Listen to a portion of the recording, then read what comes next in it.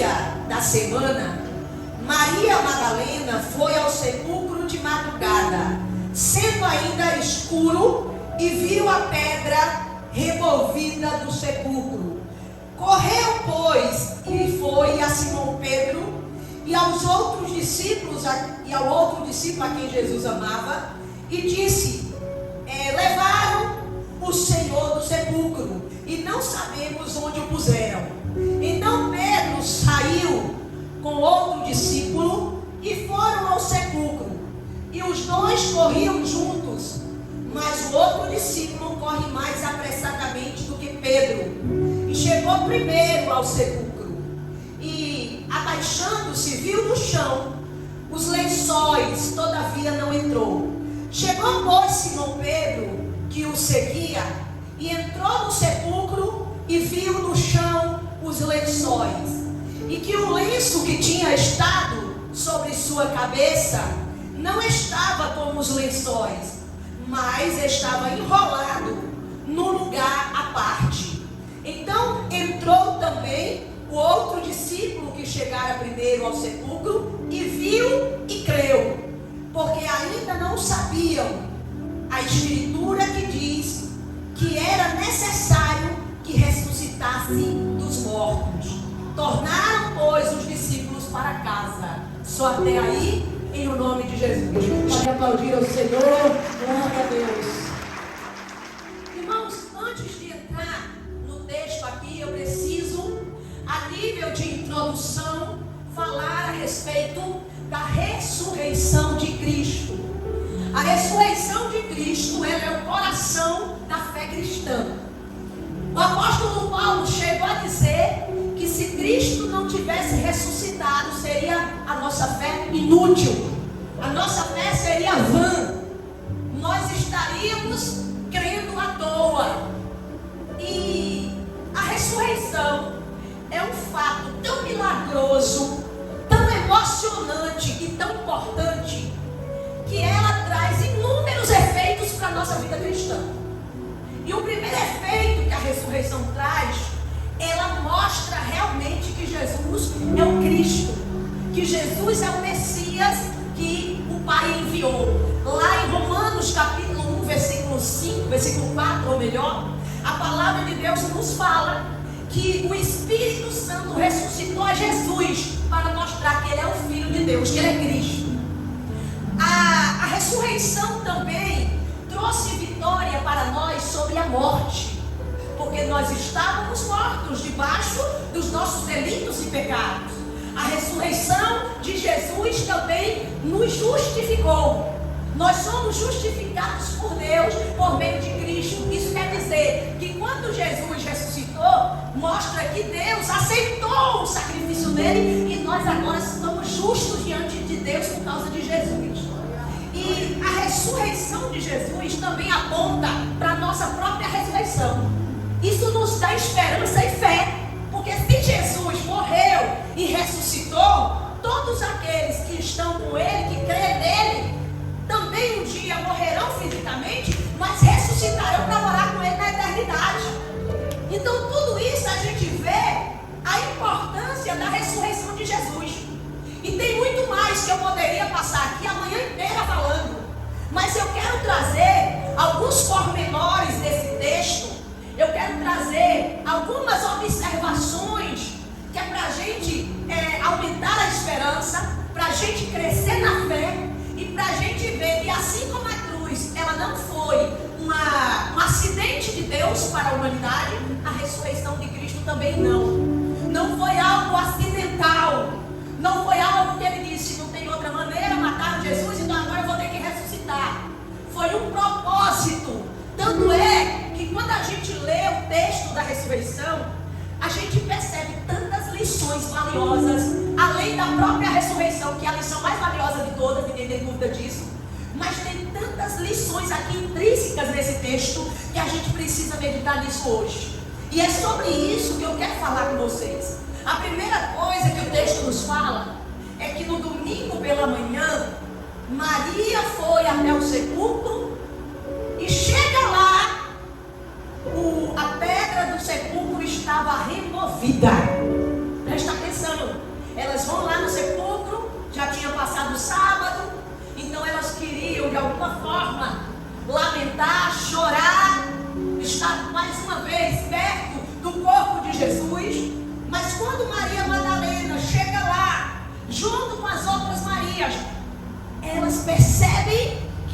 pedra do sepulcro estava removida.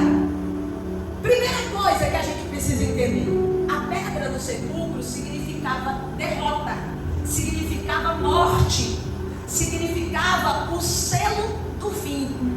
Então, quando a pedra se remove, ela está significando vida, renovo, transformação e milagre de Deus.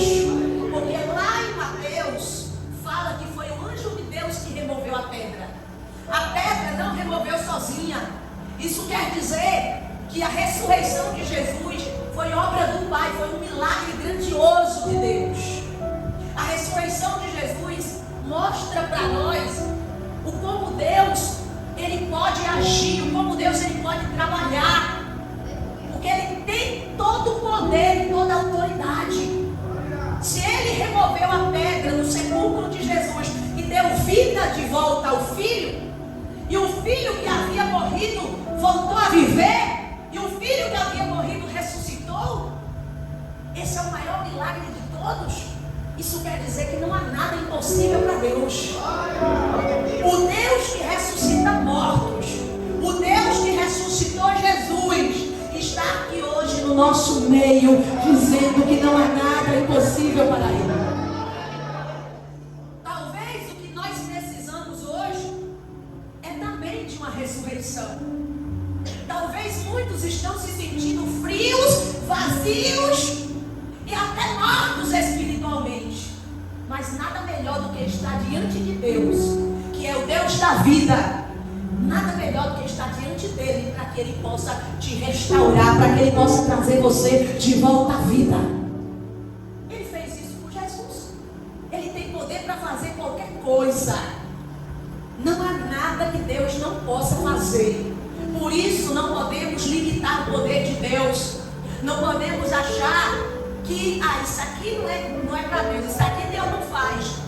Se Deus não faz alguma coisa, é porque não está alinhado com o propósito eterno dele. Se ele não fizer alguma coisa, é porque ele conhece o nosso futuro e ele sabe que aquilo não é o melhor para nós. Mas não que ele não tenha poder de fazer. Ele é Deus. E ninguém há comparado a esse Deus. Ninguém há que faça as mesmas obras que Deus faz. Você vê que lá no Egito, os encantadores de serpentes, os magos do Egito, tentaram replicar, tentaram fazer as obras que Deus estava fazendo, até como um juízo para os egípcios, que eram as pragas que vieram sobre eles. E aí, para querer mostrar que ali não era o poder de Deus, quando as águas se transformaram em sangue, as águas dos rios se transformaram em sangue, aí vieram os encanadores e tentaram replicar, pegaram um baldezinho de água, e aí tentaram fazer com que a água se transformasse em sangue, e ali rapidamente a água começava a mudar de cor, mas de repente voltava para a mesma coisa. Então eles não conseguiam, porque ninguém faz o que Deus faz, porque ninguém tem o poder que Deus tem. Ele é Deus, Ele é Senhor dos céus e da terra, e merece ser honrado e ser tratado como tal. Na cruz Jesus recebeu uma coroa de espinho pela ignorância dos homens, mas agora nós o coroamos todos os dias como o verdadeiro rei que Ele é da nossa vida.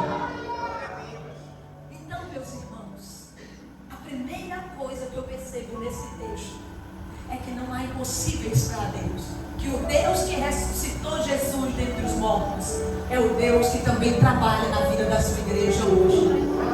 Segunda coisa, eu não vou ler versículo por versículo mais, porque eu quero só tirar alguns pontos aqui que eu acredito que para a gente vai ser bem importante hoje. Versículo 7, abra aí o versículo 7, pega aí o versículo 7 e diz assim, eu vou ler os 6 e 7. Chegou-se, pois, Simão Pedro, que o seguia, e entrou no sepulcro e viu no chão os lençóis, e que o lenço que tinha estado sobre a sua cabeça não estava com os lençóis, mas estava enrolado num lugar à parte.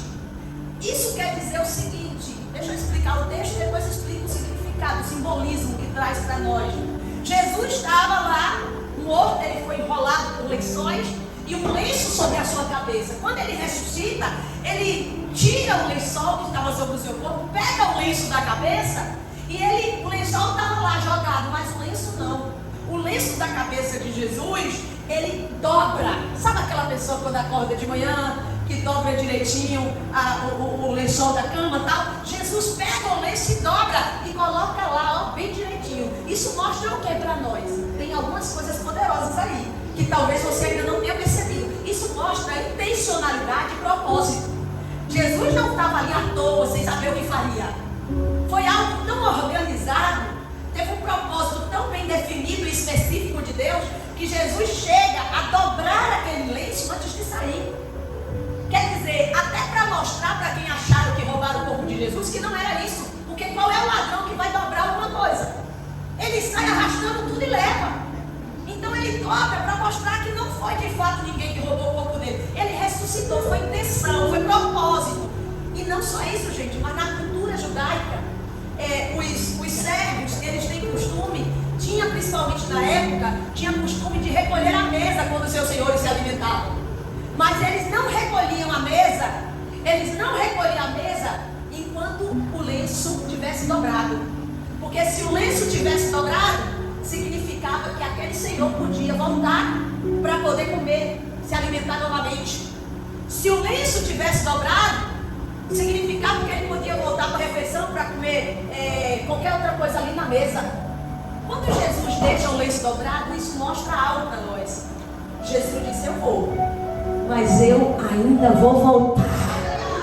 Eu vou, mas eu voltarei para vós. Jesus sempre, em cada fase da vida dele, ele fez questão de dizer que iria, mas voltaria. Antes de morrer, quando ele estava fazendo a última ceia, ele diz: olha, vocês estão aqui participando comigo da última ceia, mas quando eu for, participem do fruto dessa vida até que eu volte e participe com vocês de novo. Agora, quando ele está ressuscitando, para não deixar nenhuma sombra de dúvida no coração dos seus discípulos, para não deixar nenhum tipo de tristeza, e agora, como é que vai ficar, gente? Ele deixa o lencinho dobrado: eu vou, mas eu voltarei. Eu voltarei para buscar a minha igreja. Tenha sempre essa esperança. Não deixe que essa esperança morra no seu coração, sabe? Mas tantas vezes já disseram que Jesus voltaria. Ele nunca voltou, até hoje nunca vi. De quando eu me converti, até hoje Jesus nunca voltou. Mas ele disse que virá como um ladrão na noite, quando muitos não esperarem, quando parecer que ele não vem, é aquele momento que ele virá.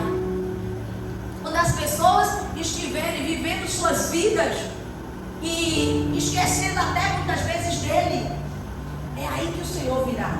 Então não abra mão dessa esperança, não abra mão de estar com Cristo.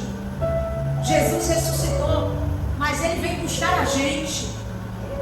Lá em João capítulo 14, ele disse: não se turbe o vosso coração.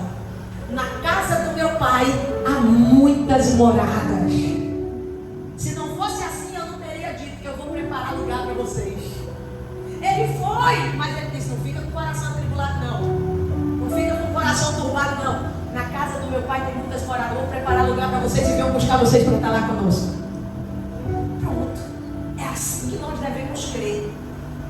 Terceira coisa, que no versículo 16, esse aqui a gente ainda não leu, que eu falei a vocês que a gente leria no decorrer da pregação. Aí no versículo 16 diz assim, ó: disse-lhe Jesus, que Maria não reconheceu Jesus imediatamente.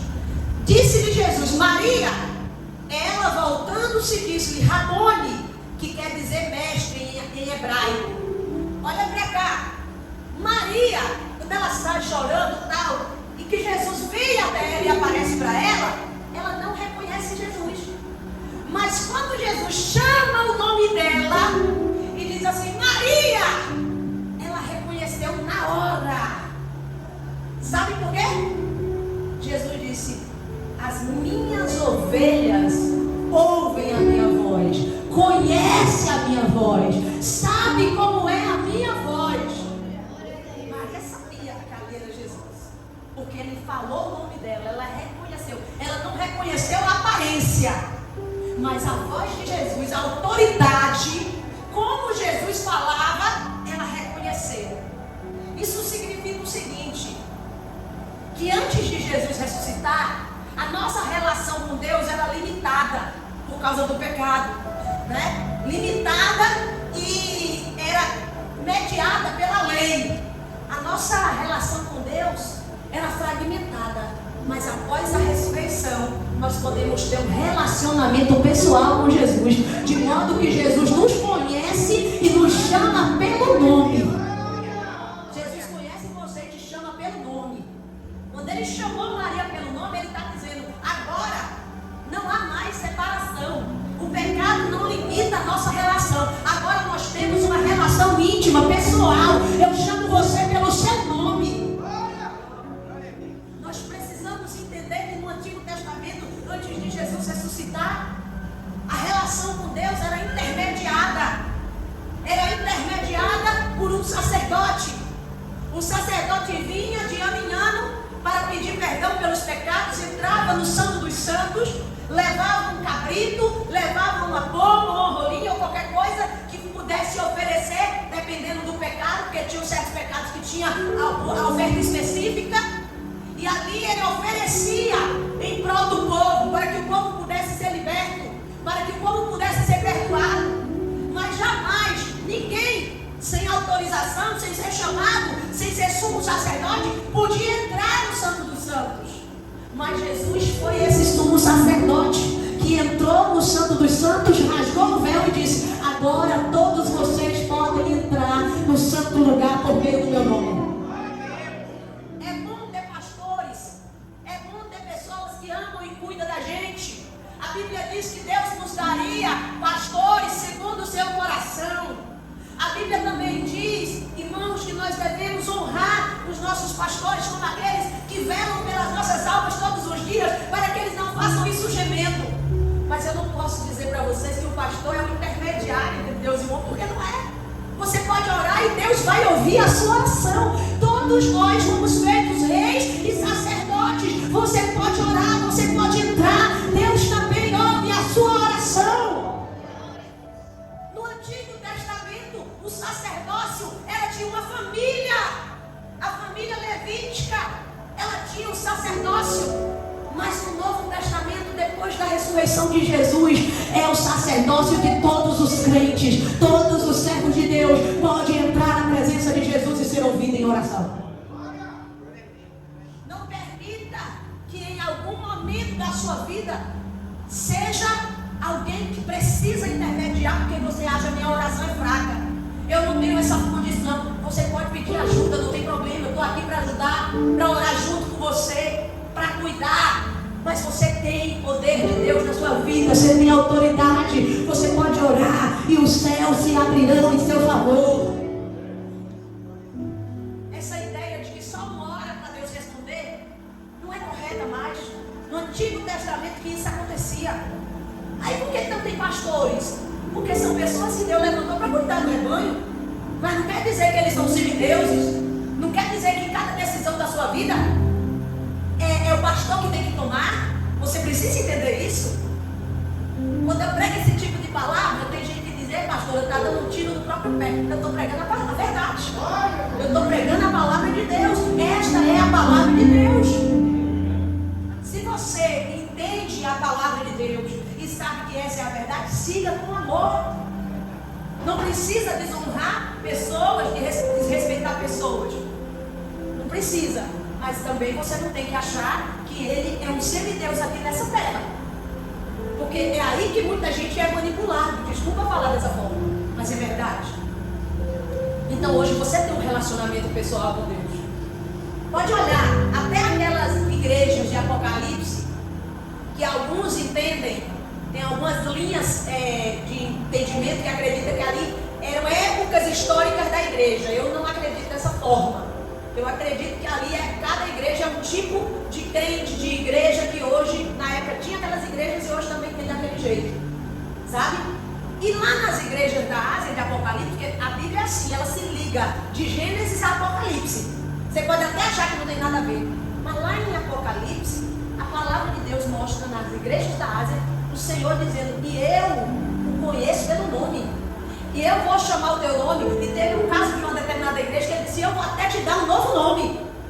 Isso significa que Deus quer se relacionar próximo da gente. E nós hoje podemos nos aproximar com ousadia do Santo dos Santos e orar, e Deus responderá.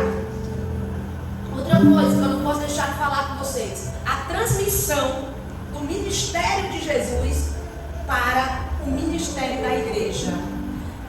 Aqui já no finalzinho, diz assim, versículo de número 17: disse-lhe Jesus, eu vou ler do 16, disse-lhe Jesus, Maria, ela voltando-se disse, Rabone, que quer dizer mestre, em aramaico, e disse-lhe Jesus, não me detenhas, porque ainda não subi para o meu Pai, mas vai para os meus irmãos e diz-lhe que eu subo para o meu Pai e vosso Pai, meu Deus e vosso Deus.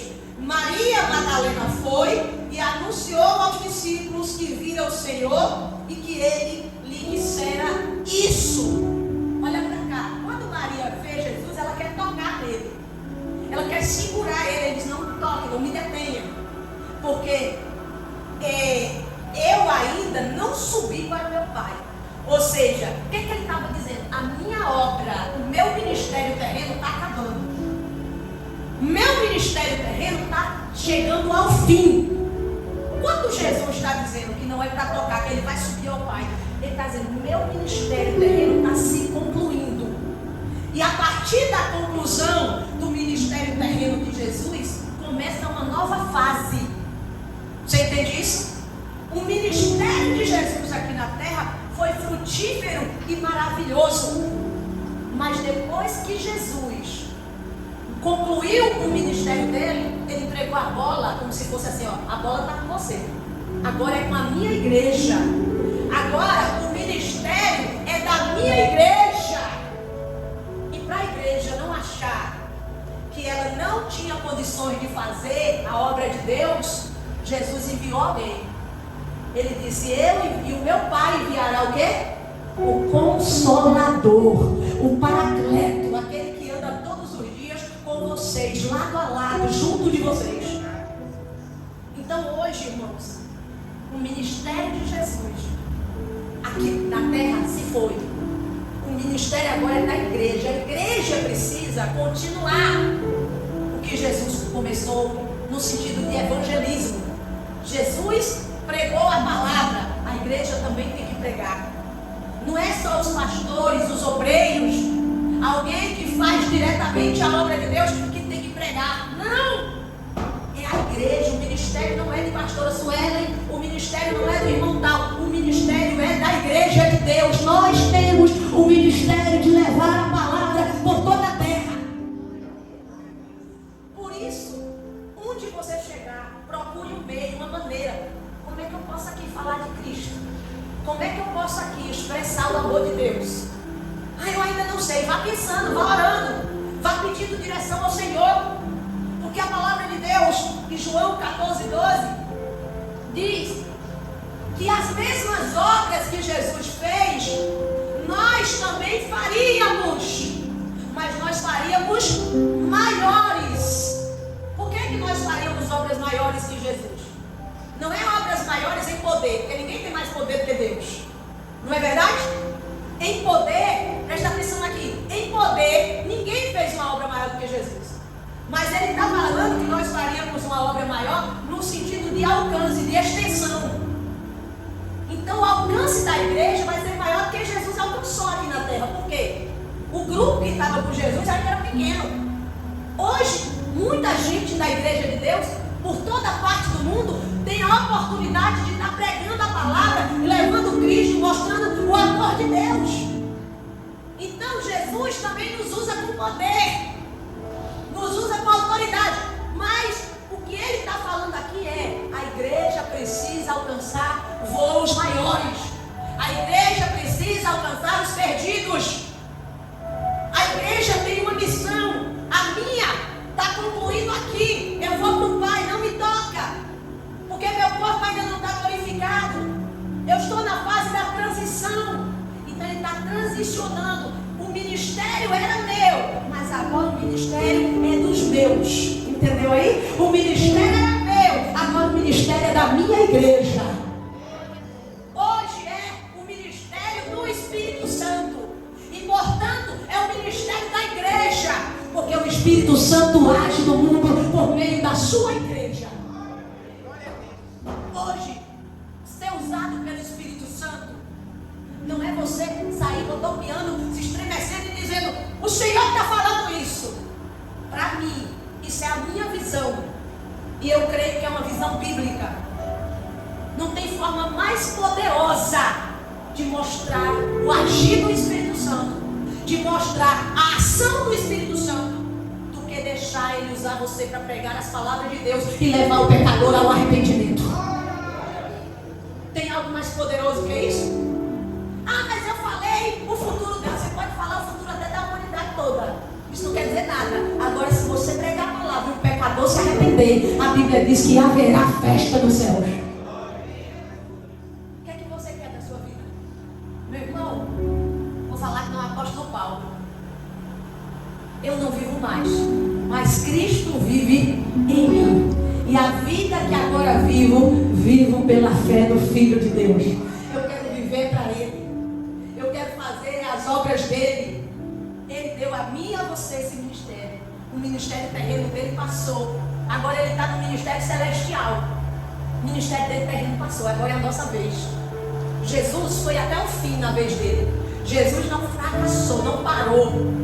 Jesus honrou o propósito que o Pai entregou nas mãos dele. O ministério que o Pai entregou nas mãos dele com excelência. E Ele espera que nós venhamos honrar o nosso ministério com Ele. Ah, mas Jesus é Jesus. Mas por isso que Ele nos deu o Espírito Santo. Mas Jesus é Deus, por isso que Ele nos deu o Espírito Santo. Para ninguém dizer: ah, mas Ele fez porque Ele é Jesus. E aí Jesus está dizendo: eu fiz porque eu sou Jesus e você pode fazer porque o meu Espírito está em você. Não é verdade? Então a partir de hoje, seja cheio de ousadia.